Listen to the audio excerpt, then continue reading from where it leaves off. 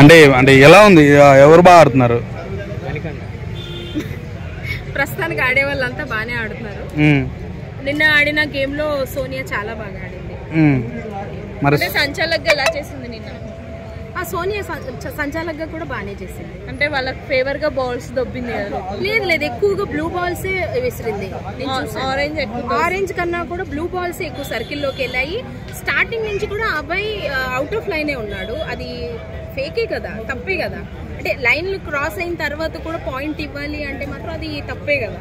ఒకవేళ అదే ప్లేస్ లో నిఖిల్ ఉంటే యష్మి ఎలా అరిచేదో అందరికి తెలుసు కదా. యష్మి కూడా గట్టిగా ఫైర్ అయింది కదా ఆమె మీద. ఫైర్ ఏంటండి, నీకు రాదు ఫైరింగ్ ఎందుకు పనికి వస్తుంది చెప్పండి? పనికి వచ్చేదానికి ఫైర్ అవ్వండి, బాగుంటది. అన్నెసెసరీ వాళ్ళ వైపు తప్పున్నా కూడా ఫైర్ అయితే ఆడియన్స్ చూడట్లేదా ఏంటి? అయితే అమ్మాయి డిప్రెషన్ లోకి వెళ్తుంది అంటారా? నన్ను తొక్కేస్తారు ఆల్రెడీ లోపల. ఒక్కసారి ఆమెని క్లెయిమ్ చేస్తేనే అలా అయిపోతా ఉంటే ఇంకా ఎవ్రీ వీక్ నామినేషన్స్ లో ఉన్న వాళ్ళ పరిస్థితి ఏంటి?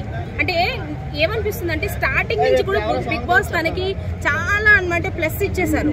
చీఫ్ అవ్వడం, వెంటనే తన క్లాన్ పెద్దగా ఉండడం వల్ల గ్రాసరీస్ ఎక్కువ ఇవ్వడం, అవన్నీ ప్లస్ ప్లస్ ప్లస్ ప్లస్ ఒకేసారి మైనస్ అమ్మాయి తీసుకోలేకపోతుంది. అంటే నామినేషన్స్ లో మాట్లాడిన వర్డ్స్ రాంగ్ అంటారు, చాలా రాంగ్ కదా. ఇప్పుడు అదే మాట ఒక అబ్బాయి వాడుంటే వెంటనే అబ్బాయిని బిగ్ బాస్ మాట్లాడేవారేమో కదా. ఎందుకు మరి అమ్మాయిని ఫేవర్ చేస్తున్నారో నాకైతే అర్థం కాలేదు. అంటే బొక్క అనడం, ఎస్ ఆ మాట నేను అనలేకపోయినా మీరు అన్నారు. ఓకే, సో సోనియా విషయంలో మాట్లాడిన వర్డ్స్ ఎంతవరకు కరెక్ట్?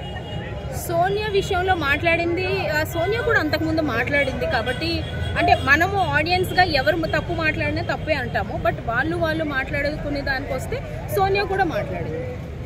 సీత గురించి కిరాక్ సీత అయితే మాత్రం ఫస్ట్ వీక్ నాగార్జున గారు కిరాక్ తీసేశారు, ఈ వీక్ ఇచ్చారు, లాస్ట్ వీక్ ఇచ్చారు. సో అలానే ఆడింది కూడా, ఇక మీదట ఆడాలని కూడా అనుకుంటున్నాను. మణికంఠ గురించి మీ అభిప్రాయం? వావ్, మణికంఠ అంటే వావ్ అనాలనిపిస్తుంది నాకు. ఎందుకంటే చాలా ఇన్నోసెంట్ గా చాలా ఎమోషనల్ గా వచ్చిన అబ్బాయి మొత్తం హౌస్ హార్మనీ మార్చేశాడు అబ్బాయి.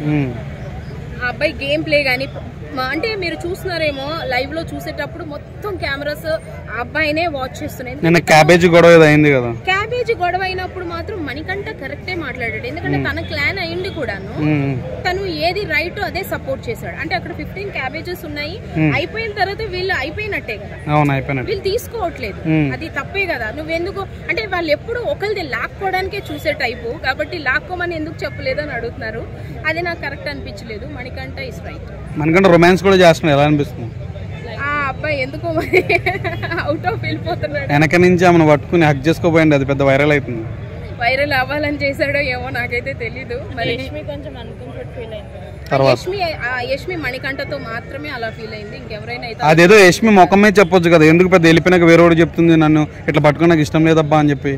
అది కంటెంట్ మరి మొహమ్మద్ చెప్పొచ్చు కదా, నన్ను పట్టుకోకరా బాబా. మనకి తెలియాలి కదా ఆమెకి ఇష్టం లేదు, అయ్యో పాపం అని మనం అనుకోలేమో అని నేను అనుకుంటున్నాను. ఈ వీక్ ఎలిమినేషన్ అయితే ఎవరవుతారో తెలియదు, యష్మి అవ్వాలని నేనైతే అనుకుంటున్నాను. అవునా? ఇప్పుడు ఓంకార్ ఉన్నాడు కదా, ఆదిత్య ఓం అయితే ఓంకార్ అదే ఏం పేరు ఆదిత్య ఓం గారు లేదంటే యష్మి. బట్ ఆయన నామినేషన్ లేనట్టున్నాడు. సరే యష్మి అవ్వచ్చు, అయితే అవ్వాలని నేను అనుకుంటున్నా, అవ్వచ్చు అనట్లేదు. ఎవరు అవ్వాలి అని అంటే నేను ఆవిడ అవ్వాలని నేను అనుకుంటున్నాను. థ్యాంక్ యూ అండి.